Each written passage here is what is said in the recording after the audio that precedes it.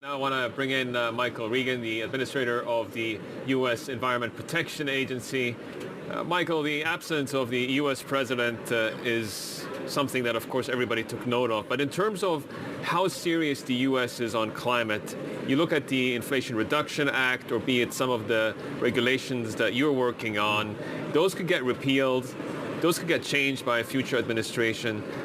What do you tell foreign ministers who are worried that these things are going to happen and the U.S. doesn't live up to its promises?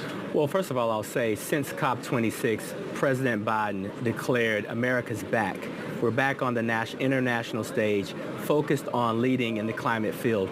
I think when you look at the investments from the Inflation Reduction Act, which have already started, those dollars are being invested in communities all across the country.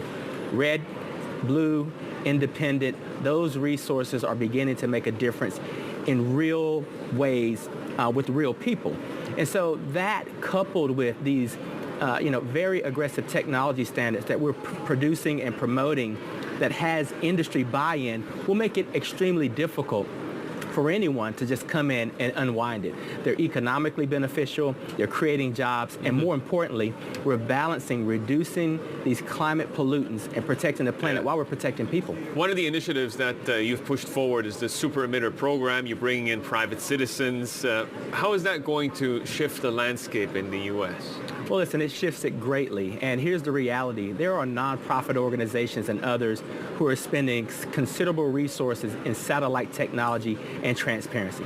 So this technology standard that we've proposed, which, by the way, will reduce 80% of methane emissions by 2038. This is a significant number. This is also reducing the loss of a lot of product, right? So we're saving emissions. We're saving product. It's good for business. The technology innovation that's a part of this is the future.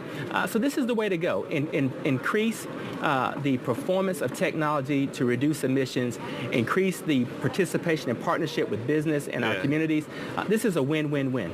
In terms of the other sets of regulations that you're working on, one is on targeting carbon pollution from power plants, and the other one is on tailpipe emissions. Now, how are you going to get this done in time without sacrificing sort of the substance, the quality of the legislation?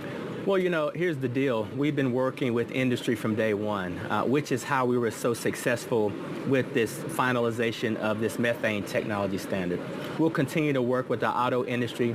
We'll continue to work with the power sector industry. By the way, we've had some very productive conversations. And the reality is the market is driving in this direction. Technology is driving in this direction. And we're now just aligning all of these goals to keep that planet to keep the planet from warming beyond that 1.5 degree Celsius range, and continue to create jobs and encourage the economy to grow. I mean, here's the thing. I look at the emissions from agriculture. Those need to be slashed as well. Refineries, steel plants, industrial facilities. When is the EPA going to take action on some of those fronts? Well, listen, I have to say that we've been in office for three years now, going on 3 years. The previous administration did not tackle these topics, so the list was long. What we've done is we prioritize those that we believe have the most impact on the climate. And so we've tackled HFCs successfully. We've tackled methane. Now it's time to tackle cars and trucks and heavy-duty vehicles and power plants. Once we tackle those, then we'll begin to turn to other priorities that we have. Listen, we know that the job is not done yet, and we'll keep doing that. What about the agricultural emissions then? Is that a low priority, or are you just being strategic about it? No, as a matter of fact, when it comes to looking at carbon solutions for our agricultural industry, EPA and our United States Department of Agriculture is focused on a lot of carbon reducing metrics. Many of those are voluntary. Some are in the regulatory space. So listen, we're walking and chewing gum at the same time, and we're getting it done.